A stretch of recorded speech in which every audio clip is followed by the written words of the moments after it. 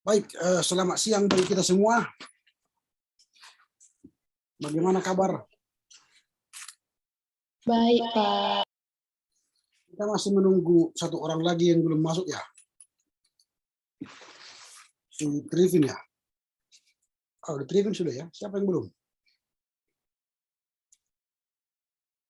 Sudah semua, Pak. Sudah semua. Oh ya, sudah semua ya. Bluetooth mode. Oke. Baik, silakan siapa yang mau berdoa.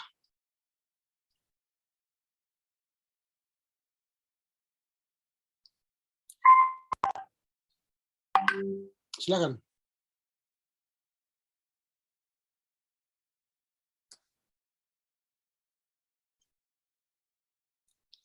Siapa yang mau berdoa? Komti? Tidak ada yang mau. Iya, Pak.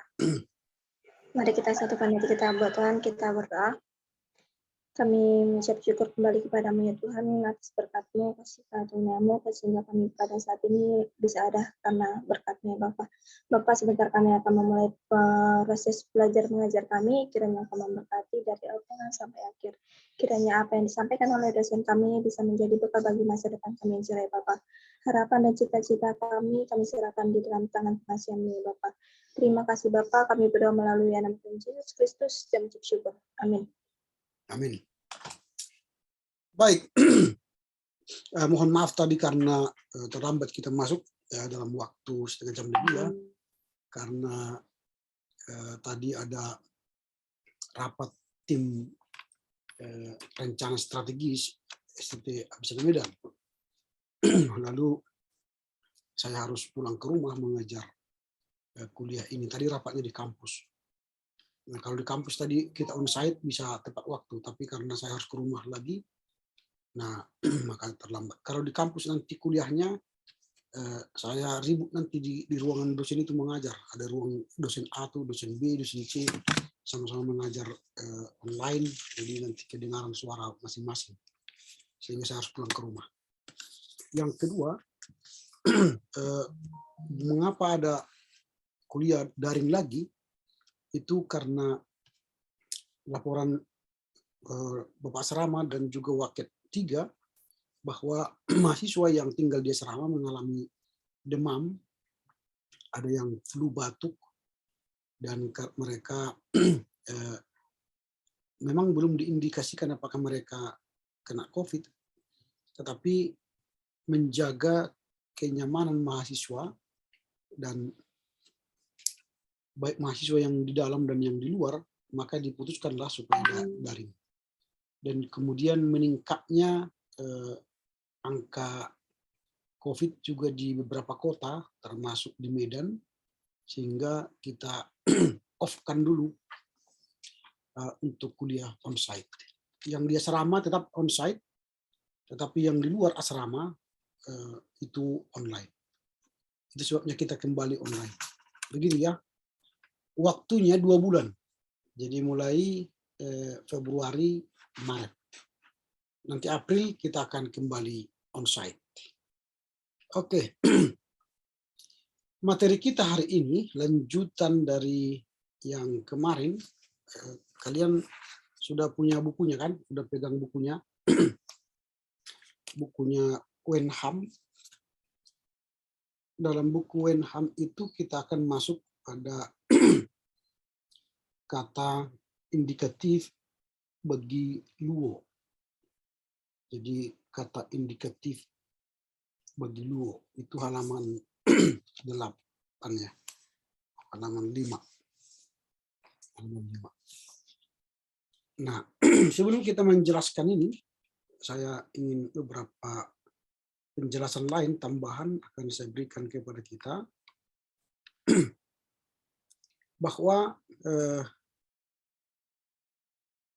kata kerja dalam bahasa Yunani itu terdiri dari beberapa unsur atau elemen. Antara lain ada modus atau mood, ragam. Modus adalah unsur kata kerja yang menghubungkan tindakan pembicara dengan sikap yang dimaksudkan. Itu modus. Nah, dalam bahasa Yunani ada beberapa modus. Jadi modus itu tadi unsur kata kerja yang menghubungkan tindakan pembicara dengan sikap yang dimaksudkan. Itu modus. Nah, dalam bahasa Yunani ada beberapa modus atau ragam itu tadi. Yakni pertama, indikatif. Ini modus indikatif. Apa yang dimaksud dengan modus indikatif? Modus indikatif itu ialah modus yang menyatakan suatu tindakan kepastian. Sering dalam kalimat berita. Itu indikatif. Jadi dia pasti. Dan itu biasanya dalam berita. Yang kedua, modus yang kedua ialah imperatif. Nah, imperatif ini modus yang menyatakan suatu tindakan karena perintah. Nah, jadi beda dia dengan modus indikatif tadi. Kalau indikatif itu suatu tindakan kepastian, imperatif itu suatu tindakan karena perintah. Jadi imperatif itu perintah. Hei, kemari kalian. Oh, itu perintah. Tapi kalau pernyataan kepastian, mereka pasti kemari. Nah, itu pernyataan atau berita yang pasti. Itu indikatif. Lalu modus yang ketiga adalah subjunktif. Nah, subjunktif modus yang menyatakan tindakan yang belum pasti terjadi. Bisa terjadi, tapi bisa juga tidak sesuai kondisi yang diisyaratkan. Jangan-jangan dia datang ya, gitu ya. Jangan-jangan hari ini hujan. Apakah hujan? Belum. Tapi apakah tidak hujan? Ya belum tahu juga. Tapi itu ada subjunktifnya. Kemudian yang keempat, selain indikatif, imperatif, dan subjunktif, ada optatif. Nah, optatif ini modus yang menyatakan tindakan yang belum terjadi, tetapi diharapkan untuk terjadi. Semoga dia datang hari ini. Nah, itu optatif. Dan harapannya datang. Artinya tingkat kehadiran dia datang itu lebih besar dibanding tingkat ketidakhadirannya. Itu optatif. Jadi modus yang menyatakan tindakan yang belum terjadi, tetapi diharapkan terjadi. Nanti kalau saya mati masuk surga, itu kan bisa optatif. Nah, belum terjadi tapi diharapkan terjadi. Nanti kalau saya sudah 4 tahun berikutnya saya akan menjadi sarjana pendidikan Kristen. Wah, itu belum terjadi tapi diharapkan terjadi. Optatif. Lalu yang kelima ialah partisip. Nah, partisip. Modus ini memperlakukan kata kerja sebagai sifat. Bisa berfungsi sebagai kata sifat, keterangan, atau kadang-kadang sebagai kata benda. Ini partisip. Jadi bisa dia kata kerja itu diberlakukan atau diperlakukan sebagai kata sifat, atau bisa sebagai keterangan, atau kadang-kadang sebagai kata benda. Lalu kemudian yang terakhir ialah infinitif. Ini infinitif. Apa itu infinitif? Itu infinitif adalah modus yang menyatakan suatu tindakan yang lepas dari persoalan pelakunya. Artinya kata kerja yang dibendakan. Jadi modus yang menyatakan suatu tindakan lepas dari persoalan pelakunya dan dia bisa juga dibendakan. Inilah 6 modus dalam bahasa Yunani. Jadi kata kerja Yunani itu, verb-nya itu, kata kerja Yunani itu memiliki beberapa modus. Ya, beberapa modus atau unsur atau elemen, yaitu modus.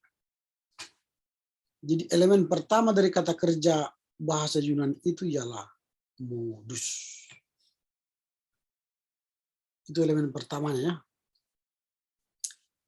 Kemudian elemen yang kedua dalam bahasa Yunani itu adalah kala.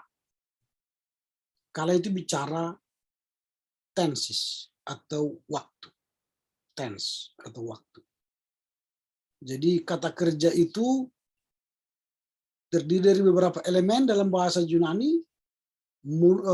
Elemen yang pertama itu modus atau ragam, yang terdiri indikatif, imperatif, subjunktif, optatif, partisip, dan infinitif. Dan elemen yang kedua dalam kata kerja bahasa bahasa Yunani ialah kala atau waktu atau tenses ya. Nah, kala atau waktu adalah unsur atau elemen yang menjelaskan bagaimana pembicara menyatakan tindakan dalam kaitannya dengan waktu. Nah, pada umumnya kala tindakan itu meliputi present, sedang terjadi. Jadi ini present, sedang terjadi. Atau imperfect. Kalau dalam bahasa Inggris kan juga imperfect kan. Itu lampau, belum selesai. Ada future, akan datang. Jadi dia akan datang. Ada auris. Nah, auris ini pernah terjadi dan tidak terus-menerus. Nah, kemudian ada perfect.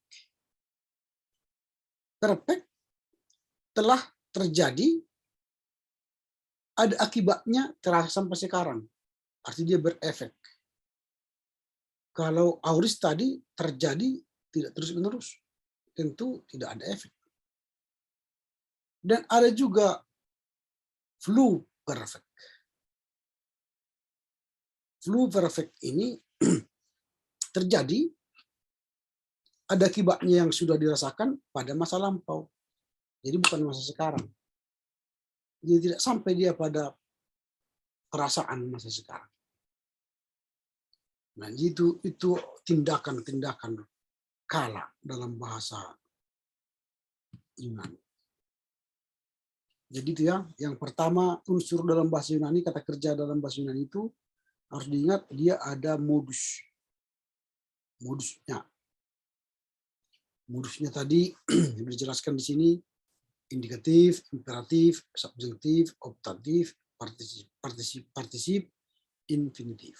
Lalu ada kala, waktu dalam bahasa Yunani.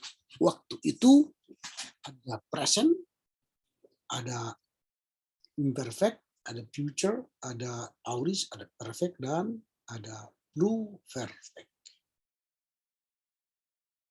Nah, itu unsur yang kedua.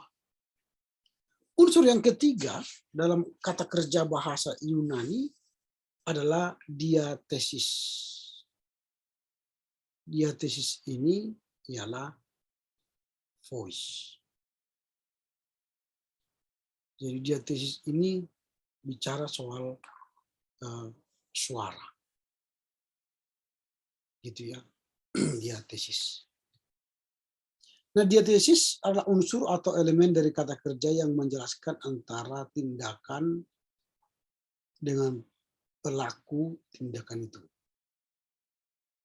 Jadi menghubungkannya atau menjelaskan antara tindakan yang dilakukan oleh pelaku dan tindakan dengan pelaku tindakan itu. Jadi hubungan antara tindakan dan pelaku. Jadi apa yang telah dilakukannya dan apa hubungannya dengan dia yang melakukan. Nah, diatesis dalam bahasa Yunani ada 3 macam, yaitu aktif. Arti kalau dia aktif, subjek sebagai pelaku tindakan. Dia sebagai pelaku tindakan. Nah, kalau dia pasif berarti subjek sebagai penderita atau sasaran tindakan. Nah, ini harus dipahami nanti. Kalau bicara diatesis, dalam unsur kata kerja bahasa Yunani, ini harus diingat antara aktif, pasif. Aktif berarti subjek itu sebagai pelaku tindakan, pasif subjek sebagai penderita atau sasaran tindakan. Tetapi yang ketiga, selain ada aktif, ada pasif, ada juga yang medical atau medial, bukan medical, medial. Medial itu berarti subjek berperan sebagai pelaku, sehingga sebagai dia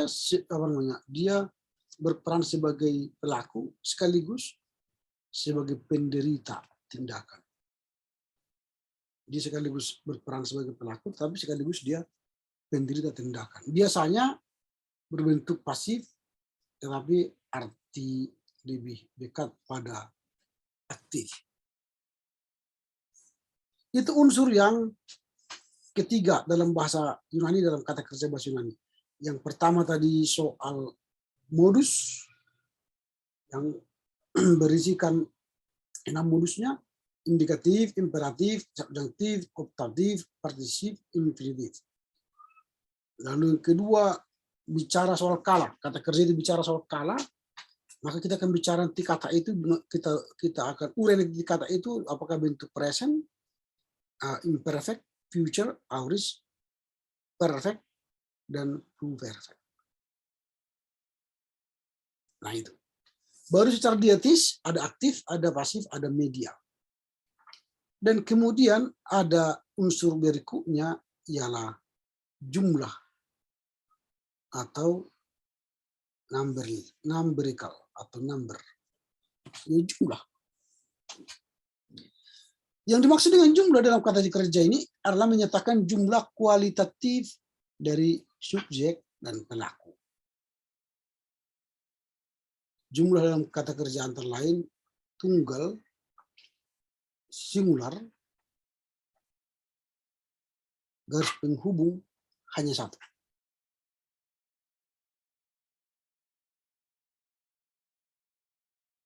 Kemudian jamak, plural, lebih dari satu.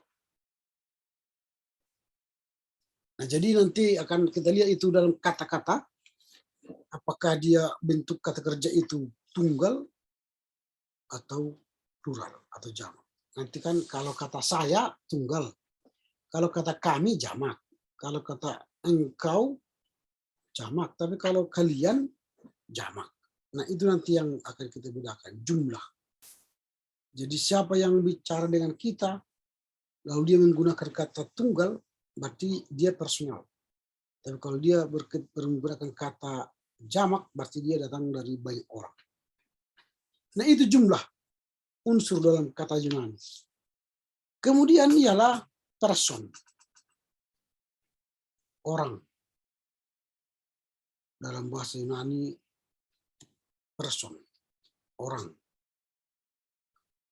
Nah, person atau subjek adalah unsur dari kata kerja yang menyatakan subjek atau pelaku dari suatu tindakan. Nah, pada umumnya person dalam bahasa Yunani antara lain orang pertama, orang kedua, orang ketiga. Nah, jadi itulah person dalam bahasa Yunani. Kalian akan hafal nanti bagaimana tindakan orang pertama, bagaimana tindakan orang kedua, dan bagaimana tindakan orang ketiga. Jadi subjek, kalau orang pertama itu subjek yang melakukan tindakan atau berbicara. Kalau nanti ibu kalian, orang tua kita, lalu berbicara di sebagai subjek pertama, dia melakukan tindakan atau yang berbicara. Jadi ngotot terus ya, itu namanya subjek. Atau orang kedua, subjek yang diajak bicara, kita yang diajak bicara. Berarti saya sekarang ini sebagai subjek, kalian sebagai objek. Objek yang ketiga ialah subjek yang dibicarakan. Jadi ini membicarakan yang nomor satu. Nah, ini disebut dengan person. Nah, selain person, apalagi yang kita lihat dalam bahasa Yunani ini, yang berkaitan dengan kata kerja ya. Yang berikutnya adalah kata dasar. Bagaimana rupanya kata dasar dari bahasa Yunani ini? Nah, kita sudah pelajari kemarin soal dasar-dasar ya. Dasar kata-kata dalam bahasa Yunani maksudnya. Nah, kata dasar atau kata-kata adalah asal mula kata kerja. Ya, kalau dalam bahasa Ibrani kan 3 huruf kemarin saya katakan itu dalam membuat sebuah kata kerja. Nah, 3 huruf, selalu 3 huruf itu nanti akan ada yang mengikuti atau berjumpa dengan dia menjadi panjang atau dia membahasakan ulang lagi. Tapi pada dasarnya ya dia harus panjang. Tetapi kata dasar bahasa Yunani tidak panjang-panjang. Nah, kata dasar atau akar kata yang datang, kata dasar atau akar kata adalah asal kata mula kerja. Dalam bahasa Yunani, kata dasar atau kata kerja berbentuk present indikatif bagi orang yang tinggal kedua, orang kesatu tunggal yang berakhiran omega. Nah, jadi ini contohnya kata dasarnya. Jadi kata dasar contohnya grab. Ini kan grab pusing. Grab pusing. Artinya present indikatif orang ketiga jamak berasal dari kata grafo menulis. Kata grafusin mereka sedang menulis. Nah, itu contoh soal kata dasar ya. Di setiap nanti kita menemukan kata harus lihat kata aslinya. Makanya nanti kalian harus juga membeli kamus bahasa Yunani. Saya kurang tahu di mana saya letak kamus bahasa Yunani.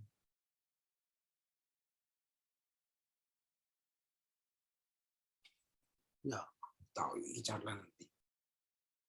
Dengan melihat kamus itu nanti kan akan melihat dari mana asal kata itu. Mudah nanti cara mencari asal kata dari kata dasar bahasa Ibrani.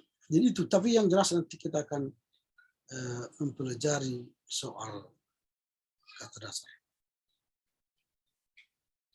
Nah, oke, sampai di sini dulu soal kata dasar.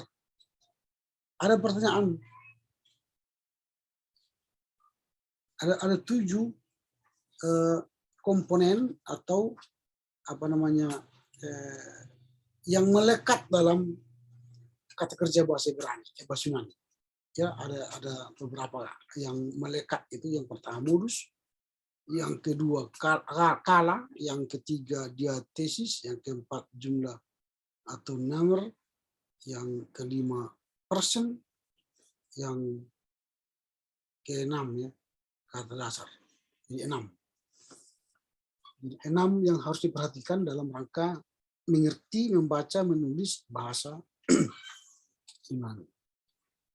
Nah, setelah itu baru kita masuk pada buku yang Wenham. Nah, bukunya itu bicara soal apa ini dibuatnya? Bentuk-bentuk present indikatif bagi kata kerja luo. Nah, itu kata dasarnya dari kata lu. Kata akhirannya O. Omega maksudnya. Jadi lu omega. Di judul ini present indikatif ini baik lu dan O kita samakan atau kita gabungkan ya. Kita gabungkan lu dan O. Dia menjadi luo. Luo. Apa artinya luo? Artinya saya sedang melepaskan. Nah, itu kata kerja dalam bahasa Yunani. Luo.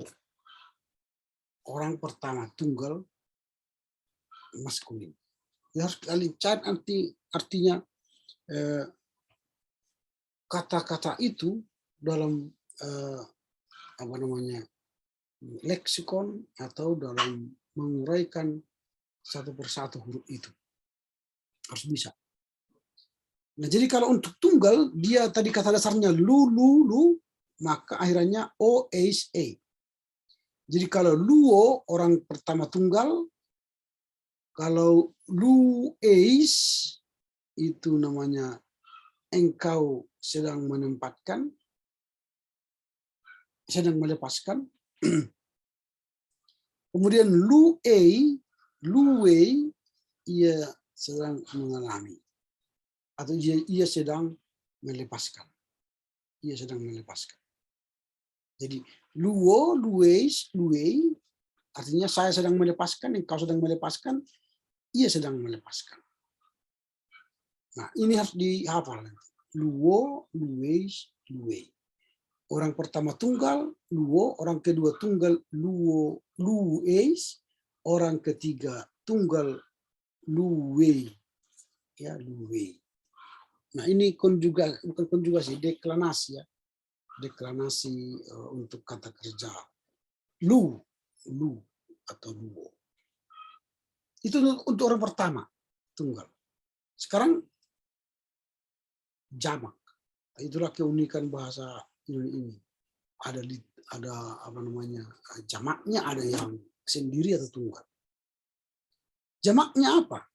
Jadi tetap kata dasar lu ya. Jadi ingat nanti sampai di rumah hafallah jamaknya. Kalau jamaknya lu atau luo tadi lu ialah lu omen, luete, dan luoshi.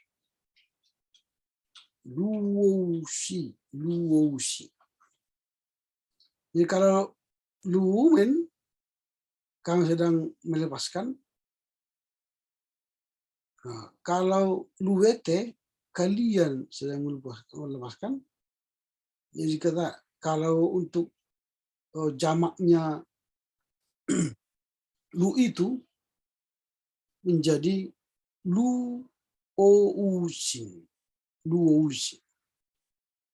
Jadi luousin ya, kami sedang melepaskan.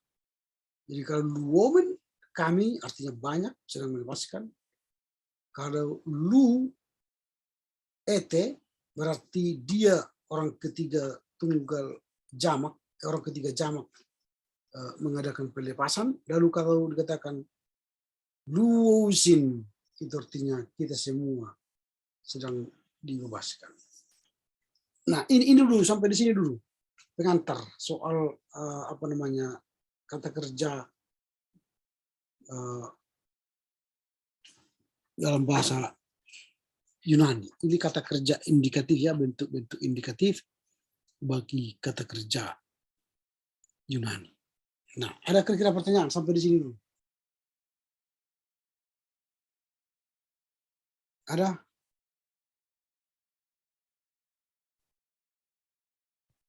Ada yang mau bertanya?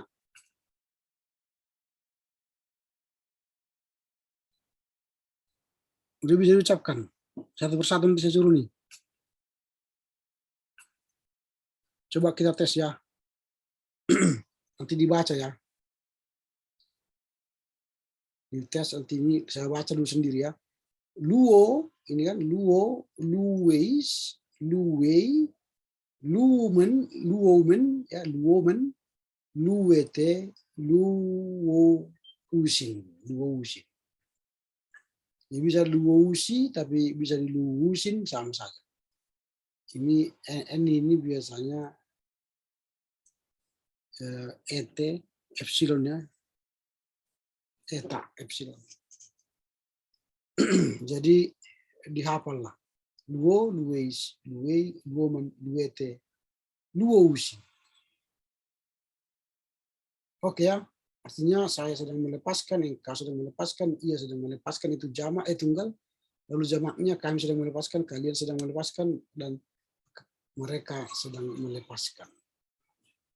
Oke, kita mulai dulu. Yang membaca yang ini, luo. Luo, luweis, luwei, luomen, luwete, luwousin.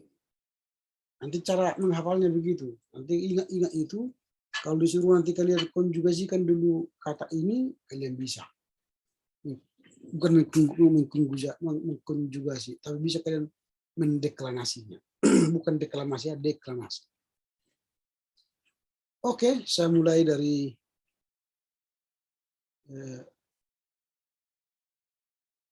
sebentar ini.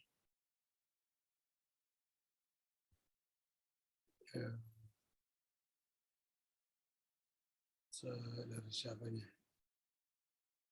Dari si Oke, kita mulai dari si Trivin lah, Trivin. Silakan Trivin membacanya. Luo,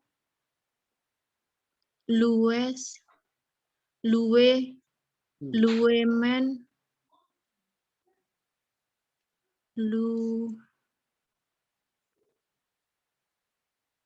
Ete.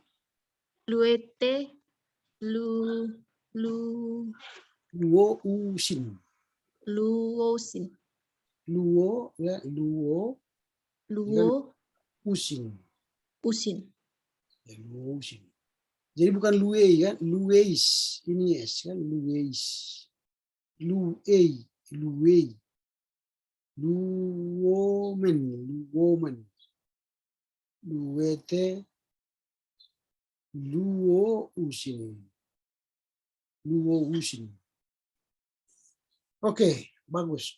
Udah bisa, tapi nanti dilatih lagi ya.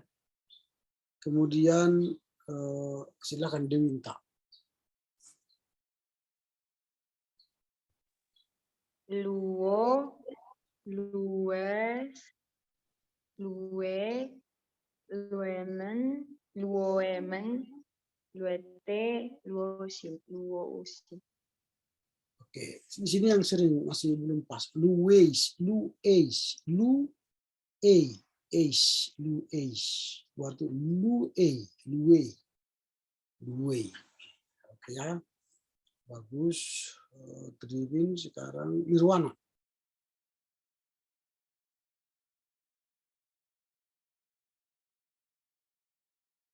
Silakan. Nirwana. Belum buka apanya mic-nya. Ya. Luo, luweis, luwei,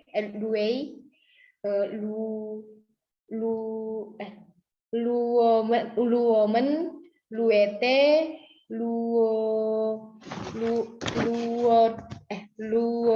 luousin. Luousin. Oke, luousin ya. Ini luousin. Oke. Sekarang Marda.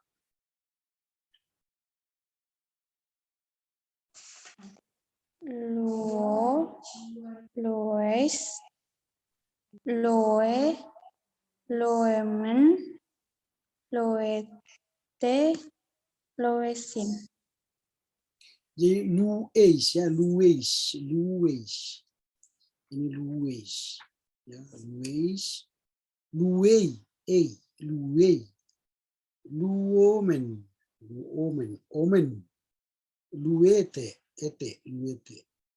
Luousin, luousin. Oke, selanjutnya Rima. luo, luois, luwe, luomen, luete, luosi. Luosin. Oke. Marda.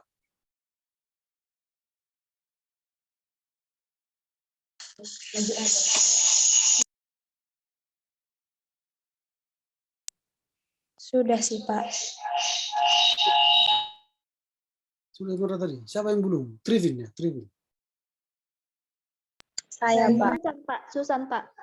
Susan dan Trivin ya. Oke, Saya silakan. sudah, Pak. Sudah. Oke, silakan Susan. Pak. Sania, Sania. Habis Susan nanti baru Sania. Oke, silakan.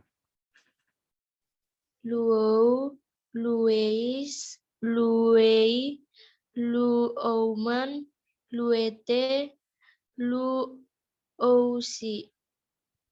Ya, luosin, luosi. Bukan luo, ini tadi bukan luo. Luo. Ini O. O panjang ya. Luo. Oke, Sania.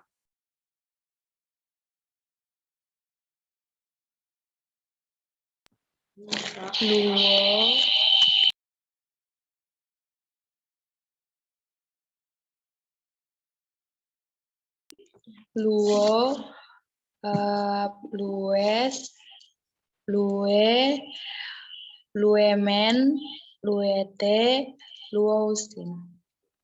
Ya, bukan luwe. Lues, ya lues. Gitu ya, lues. Ini lues, luwei. Ini I. Luwei. Baru luomen, luete, luosin. Oke. Jadi hafal nanti ya, minggu depan ini harus apa? Harus hafal luo, lues, luwei. Luomen, luete, luosin.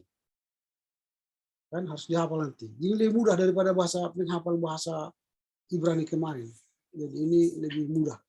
Luo, lues, luwei, luomen, luete, luosin. Artinya kan luo itu saya, tunggal, engkau tunggal, ia tunggal. Tidak dibedakan di sini laki-laki atau perempuan. Masih tidak ada kan perbedaannya kan. Kalau bahasa Ibrani kemarin kan ada maskulin, ada feminin gitu ya.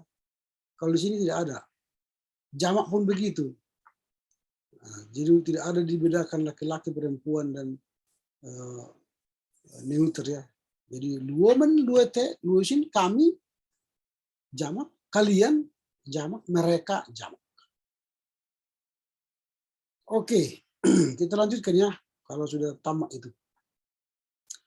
Nah, keterangannya ya, kata kerja present indikatif aktif terdiri dari dua bagian. Yang pertama disebut kata dasar itu stem dan akhiran ending. Jadi lu itu stem. Ini stem. Kata dasar. O atau akhiran itu disebut dengan ending.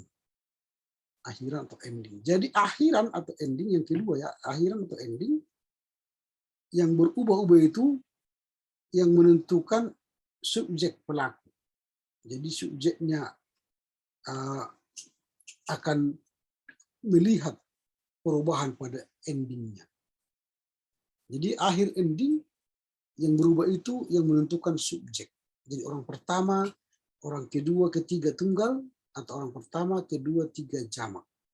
Itu akan mempengaruhi perubahan selanjutnya dalam bahasa Yunani. Maka tadi kalau dia orang pertama tunggal luo, orang kedua tunggal lues, orang ketiga tunggal luwei.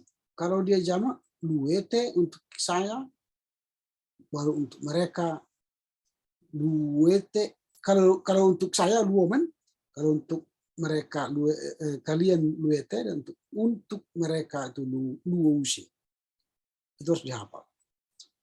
Baru kata ini yang dalam kurung ada victory dalam kurung ini, apa artinya itu? Dalam kurung jamak orang ketiga, artinya huruf V itu dapat dipakai atau tidak dipakai. Bisa dicoba dibaca atau tidak dibaca pun nggak apa-apa. Artinya itu terserah. Sebab dalam perjanjian baru kadang-kadang dipakai, tapi kadang-kadang tidak dipakai. Jadi huruf atau buku-buku leksikon selalu tidak pakai. Tidak pakai luousin, tidak perlu ya. Tapi luousi. Dalam pelajaran ini lebih baik kita pakai. Tapi kalau kita dalam belajar sekarang pakai aja luousin. Tidak perlu luousi, tapi luousin. Jadi ini dalam belajar kita pakai aja lah luousin, bukan luousi. Ya, luousin. Nah, arti kata present dalam bahasa Yunani dapat menunjuk pada simple present tense atau present continuous tense pada bahasa Inggris. Akan tetapi tenses ini lebih mendekati dalam present continuous tense, sedang. Dalam pelajaran ini kita akan menerjemahkan present indikatif aktif dengan present continuous tense. Contoh, Luis, engkau sedang melepaskan. Nah, itu ya. Nah, kemudian ini kata-kata. Nah, maksudnya kosakata ini, daftar vocabulary. Nah, ada kata ago memimpin, ballo melempar, blefo melihat, ginosko mengetahui, grafo menulis, egeiro mengangkat, estio makan,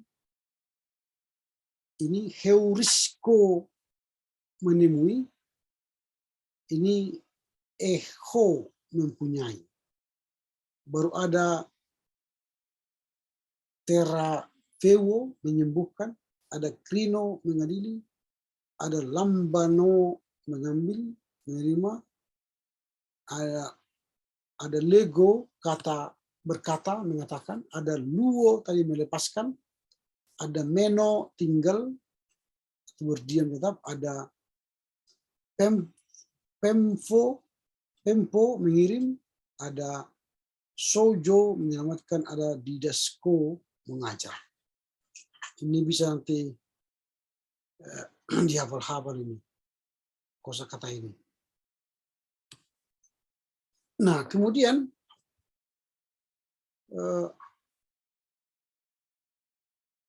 ini nanti akan saya foto supaya kalian bisa mengerjakan tulis ini ya, mengerjakan latihan ini.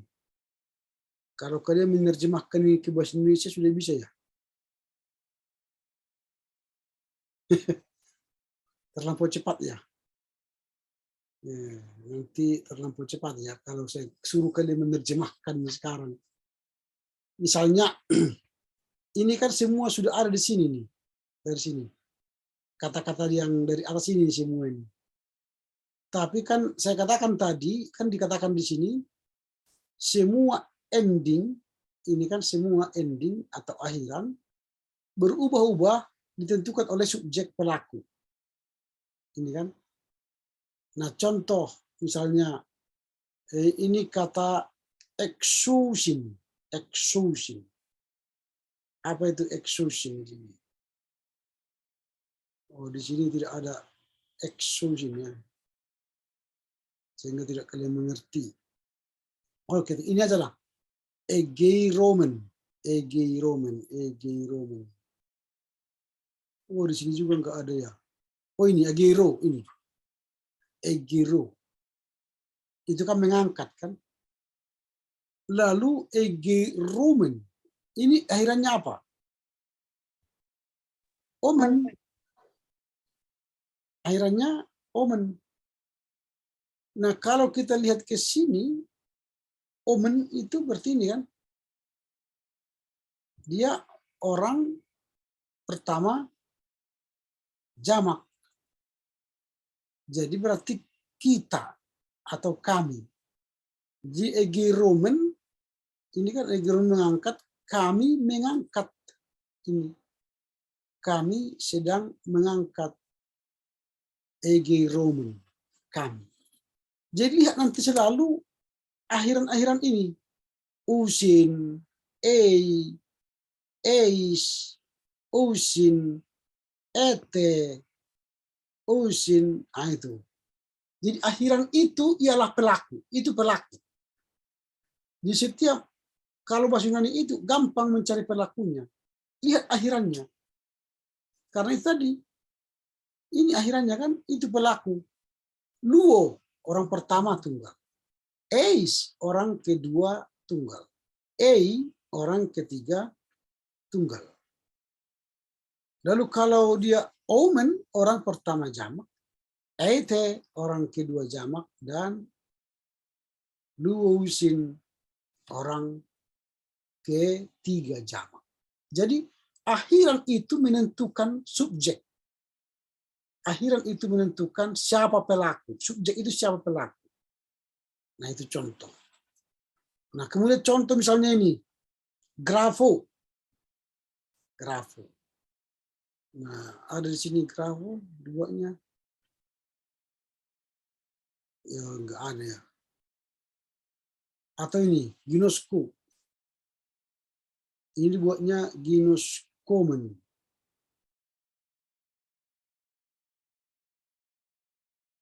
Ginoskomen ini kan ginosko, mengetahui. Omen apa? Tadi harus diingat, omen apa? Kami, jamak. Atau kita. Jadi kalau dikatakan ginoskomen, kita sedang mengetahui. Jadi gampang kan? Nah ini ete. Berarti kan orang kedua jamak. Lambanete. Apa artinya lambanete tadi di sini? Lambanete ini lambano. Mengambil. Berarti lambanete kalian sedang mengambil.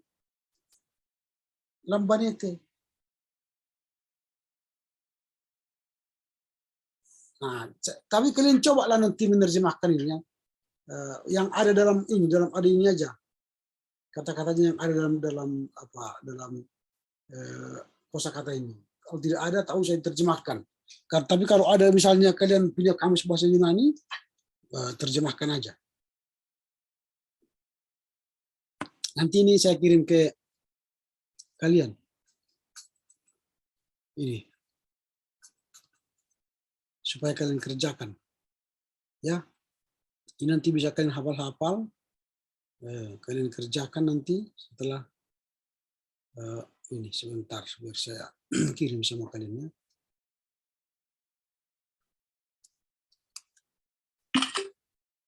Kemudian ini latihannya. Oke. Sebentar. Di mana ini? Disimpan ini. Foto.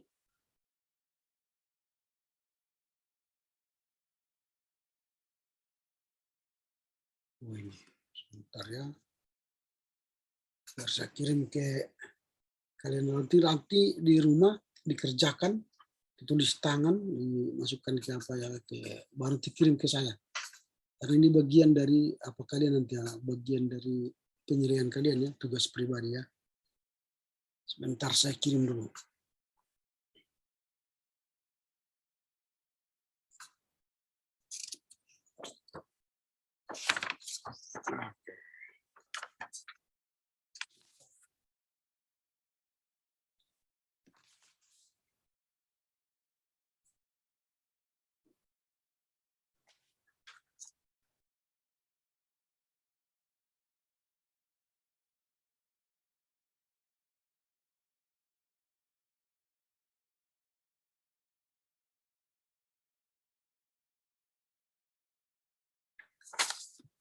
Saya kirim ya.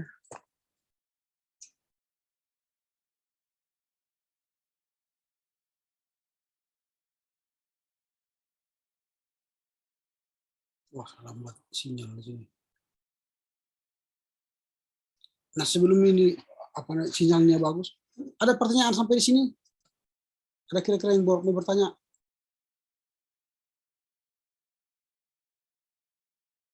Ada? Tidak ada? Oke, ini saya kirim. Wah, masih lambat.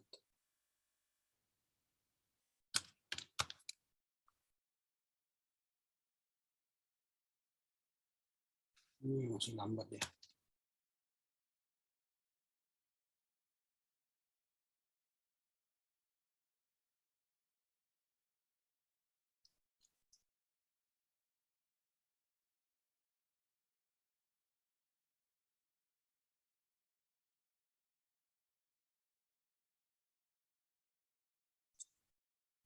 Nanti ditulis di apa dia di lembar kertas dan dikirimkan ke saya. Jadi sebelum minggu depan, sebelum kita masuk kelas itu sudah harus dikirimkan. Nanti kosakatanya juga harus dihafal-hafal ya. Mulai dari dan kosakata yang di apa yang di apa itu di buku bacaan. Nanti juga di apa di hafal. Oke, itu sudah saya kirim ya. Nanti daftar kata-kata atau kosakata itu dihafal, juga yang ada dalam kosakata buku ini di halaman 6 itu ada ballo, saya melemparkan, blevo, saya melihat, ginosko, grafo, egero, nah itu kan ada nanti dibaca lah. Oke. Ya, ada kira-kira pertanyaan sampai di sini? Tidak ada. Nah, kalau tidak ada pertanyaan, sampai di sini perbincangan kita. Ingat tugasnya pertama menghafal, mulai dari orang pertama tunggal sampai pada orang ketiga jamak. Luo, lues, luei, luomen, luete, luousin. Gampang, lebih gampang. Menurut saya lebih gampang menghafalnya daripada bahasa Ibrani kemarin ya. Luo, lues, luet, luo, lues, luei, luomen, luete, luousin. Gitu ya. Oke, silakan. Siapa yang mau berdoa untuk penutup? Pak, besok Bapak ke kampus ya, Pak? Ya, saya besok kampus. Ada ibadah. Kemudian sebelumnya jam 9 saya bimbingan. Datang aja ke kampus. Oh iya, Pak. Oke. Ada lagi? Baik, kalau tidak ada silakan siapa yang mau berdoa. Komti. Dan sebelum berdoa, bagaimana keputusan siapa tuh si Erwin ya? Udah ada apa dia? Komunikasi dia lagi. Apakah dia memang sudah bulat hatinya untuk tidak bersama kita lagi atau ada lagi keinginan untuk bersama kita? Erwin nggak lagi masuk, Pak. Apakah dia memang sudah memutuskan diri tidak akan melanjutkan peziarahan ini? Udah keluar kemarin kami telepon, udah nggak lagi aku sanggup, Pak. Oh, artinya bukan soal tidak sanggup membayar uang kuliah ya. Dia Enggak, sendiri Pak, udah lunas uang kuliahnya. berarti dia tidak mampu mengikuti perkuliahan gitu ya mungkin ya. Mungkin, Pak. Mungkin sakit kepalanya belajar bahasa Yunani ini. Bahasa Yunani lagi, bahasa Ibrani lagi pikirnya kan. Ya, mungkin dia pikir bahwa belajar teologi itu dan pendidikan agama Kristen itu gampang. Ya, nggak ada yang gampang ya. Semua harus ada susah. Entah fakultas apapun nanti yang dia geluti, entah mungkin dia nanti tahun depan dia masuk USU atau masuk apapun ya, tetap aja kesulitannya sama. Ya. Dan itu sudah sayang. Seharusnya dia, tapi nggak tahu nanti tahun ini dia ikut untuk SPMB lagi ya, mungkin nggak tahu lah. Semoga jalan Tuhan menyertai dia, itu aja. Oke, silakan. Tapi siapa yang mau berdoa tadi? Kami minta teman kami Sultan untuk membawa doa. Ya, silakan. Kita satukan hati kita berdoa. Kembali kami bersyukur Tuhan Yesus atas berkat-Mu yang melimpah bagi kami dari hari-hari yang lewat hingga sampai saat ini Tuhan Yesus. Tuhan Yesus, kami sudah selesai melakukan proses pembelajaran mengajar kami. Kiranya apa yang diajarkan Bapak dosen kami dapat kami terima dan dapat kami terapkan dalam kehidupan kami, Tuhan Yesus. Tuhan Yesus, begitu juga buat Bapak dosen kami. Kiranya Engkau memberkati Bapak dosen kami, berikan kepada beliau kebijaksanaan, kesehatan, agar bisa mendidik kami dengan lebih baik lagi, Tuhan Yesus. Tuhan Yesus, kami juga berdoa buat kami para mahasiswa, kiranya Engkau memberkati kami, berikan kepada kami kebijaksanaan, kesehatan, kekuatan, agar kami dapat menjalani proses perkuliahan kami ini dengan baik, Tuhan Yesus. Tuhan Yesus, kami juga berdoa buat kedua orang tua kami, kiranya Engkau memberkati pekerjaan mereka, berikan mereka murah rezeki, panjang umur, sehat selalu, agar mereka bisa memenuhi kebutuhan hari ini, Tuhan Yesus. Tuhan Yesus, kami adalah manusia yang tidak pernah luput dari kesalahan dan dosa. Kiranya Engkau hapuskanlah itu agar kami layak disebut sebagai anak-Mu. Dalam nama anak-Mu Tuhan Yesus Kristus, kami bersyukur dan berdoa. Amin. Amin. Oke ya, terima kasih. Jaga kesehatan ya, dan tetap terus pakai masker, cuci tangan dan jaga jarak. Oke. Oh, oke. Kita foto bersama ya. Oke, 1, 2, 3. Oke. Apa sarannya ya? 1, 2. Oke. Terima kasih. Selamat sore ya. Selamat sore, Pak.